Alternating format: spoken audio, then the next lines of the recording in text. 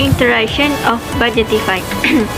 Budgetify ialah sebuah aplikasi yang berdasarkan pengiraan di dalam pendidikan. Selain itu, Budgetify ini hanya dicipta hanya untuk para pelajar yang mendaftar kod khusus DPA 20193 Basic Cost Accounting. Seterusnya, Budgetify ini dia terbahagi kepada dua kategori, iaitu flexible budget dan juga performance report. Pengiraan Budgetify ini direka untuk membantu para pelajar meningkatkan kemahiran mereka serta memudahkan proses pengiraan Budgetify dengan lebih cepat dan cekap. Seterusnya, saya meneruskan pembentangan dengan problem statement. Yang pertama adalah tahap pemahaman. Dalam penilaian, kebanyakan pelajar mendapat 60% ke bawah dalam ujian topik bajet. Ia mungkin tahap pemahaman pelajar untuk selesaikan soalan-soalan mungkin kurang mahir. Yang kedua adalah mengalami tekanan semasa menjawab soalan. Terdapat 96.2% responden daripada 26 respons berkata ia apabila mengalami tekanan semasa menjawab. Dengan menggunakan aplikasi Budgetify ini, pelajar tak perlu fikir banyak cara untuk selesaikan soalan dan boleh menjimatkan masa. Yang ketiga ialah masa yang diambil untuk menyelesaikan soalan. Menurut borang soal selidik tersebut, pelajar berkata mengambil masa untuk jawab soalan akan membawa masa lebih dari 10 hingga 20 minit. Sebab itulah, pelajar tidak boleh menjawab pada masa yang ditetapkan oleh pensyarah. Seterusnya adalah objektif Budgetify. Budgetify mempunyai 3 objektif, iaitu yang pertama, aplikasi Budgetify memudahkan dan mempercepatkan proses pengiraan bajet dalam subjek Basic Cost Accounting kod khusus DPA 20193. Objektif keduanya adalah Budgetify dapat membentuk sikap positif terhadap pengiraan bajet dalam kalangan pelajar, contohnya mengurangkan stres semasa menjawab latihan ataupun test. Objektif terakhirnya adalah Budgetify dapat membantu meningkatkan kemahiran pelajar dalam subtopik bajet. Ini adalah ikon bagi aplikasi Budgetify. Sekarang tekan pada aplikasi Budgetify untuk membuat penilaian bajet. Ini adalah paparan pertama apabila pelajar memilih aplikasi Budgetify. Budgetify mempunyai dua pemilihan button, iaitu Flexible Budget, Performance Report dan juga button Reset. Jom kita buat satu latihan menggunakan aplikasi Budgetify. Sekarang tekan pada button Flexible Budget and Performance Report untuk membuat latihan pengiraan. Seterusnya adalah Contribution Margin. Contribution Margin terlibat dengan sales dan juga Total Variable Cost. Dalam soalan ini, soalan tidak bagi Total Variable Cost, maka pelajar kena buat untuk mencari Total Variable Cost. Jadi tekan pada button Total Variable Cost. Sekiranya pelajar tidak tahu maksud variable cost, Budgetify menyediakan maksud variable cost dan juga contoh-contohnya untuk memudahkan pelajar. Yang pertama, mengikut soalan, direct labelnya adalah nilai 52,500. Seterusnya ada nilai commission iaitu 2,625 dan juga electricity iaitu sama 2,625. Seterusnya adalah direct material yang nilainya 78,750. Seterusnya adalah overhead sebanyak 14,125 dan juga royalties iaitu nilainya 7,625. Sebelum memilih button calculate, pelajar perlu menyimak adakah nilai-nilai yang perlu isi pada rongga ini betul ke tidak. Selepas menyimak, pelajar perlu tekan pada button calculate. Ini adalah jawapan bagi total variable cost. Sekarang tekan pada button back untuk membuat contribution margin.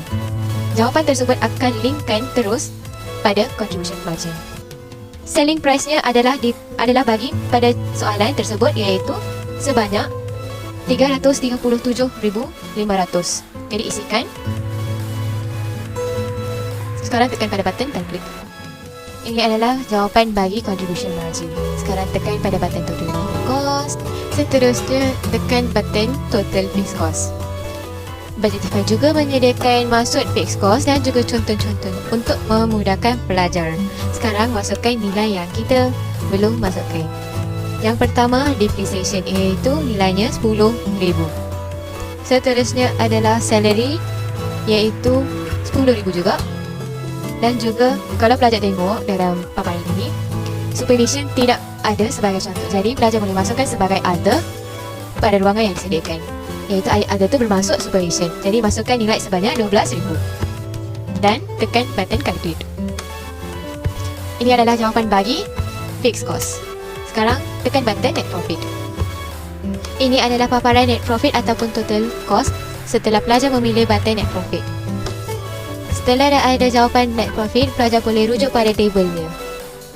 Ini adalah tabel bagi fleksibel bajet bagi latihan tersebut. Sekarang tekan pada button performance report untuk membuatkan bajet actual untuk mendapatkan variance. Ini adalah performance report table. Pelajar hanya masukkan nilai bajet dan juga actual untuk mendapatkan variance.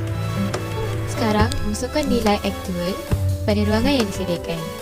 Sale sebanyak 337,500, direct labor 52,500, commission 2,625, water and electricity iaitu electricity 2,625, direct materials 78,750, overhead sebanyak 54,125, royalty sebanyak 7,625, total variable cost 158,250 dan juga contribution budget sebanyak 579,250. Selepas itu masukkan nilai fixed cost. Yang pertama, depreciation sebanyak 10,000, salary sebanyak 10,000, ada iaitu supervision yang sebanyak 12,000.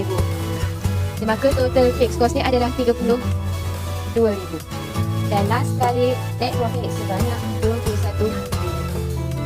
Sekarang masukkan nilai budget iaitu sales sebanyak 300,000, direct material 55,000, commission sebanyak 3,000, water and electricity sebanyak 3,000, direct material sebanyak 80,000, overhead sebanyak 4,000, royalty sebanyak 6,000, total variable costnya nilai sebanyak 16,000, contribution margin sebanyak 18,000, depreciation sebanyak 20,000, jadi sebanyak 15,000,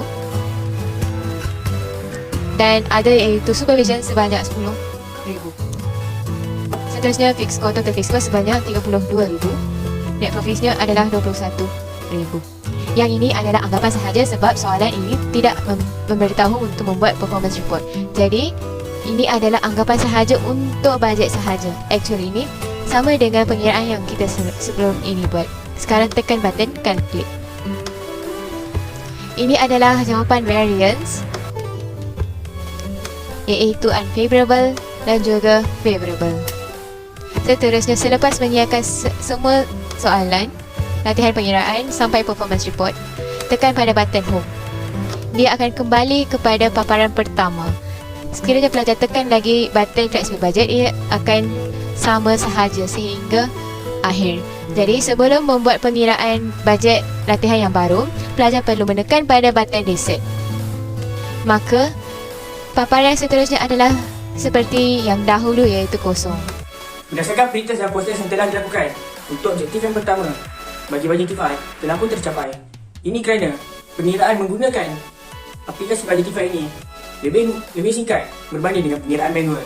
Untuk objektif yang kedua, untuk Budgetify tidak tercapai. Ini kerana apabila mereka menggunakan aplikasi ini, mereka masih juga tertekan. Untuk objektif yang ketiga dan yang terakhir bagi Budgetify ianya tercapai. Ini kerana apabila mereka menggunakan aplikasi ini dengan kerap, mereka dapat memastikan di manakah figure ataupun data yang mereka perlu ambil untuk membuat pengiraan. Secara kesimpulannya, aplikasi Budgetify ini dapat membantu pelajar untuk meningkatkan kemahiran serta mempercepatkan lagi proses pengiraan mereka.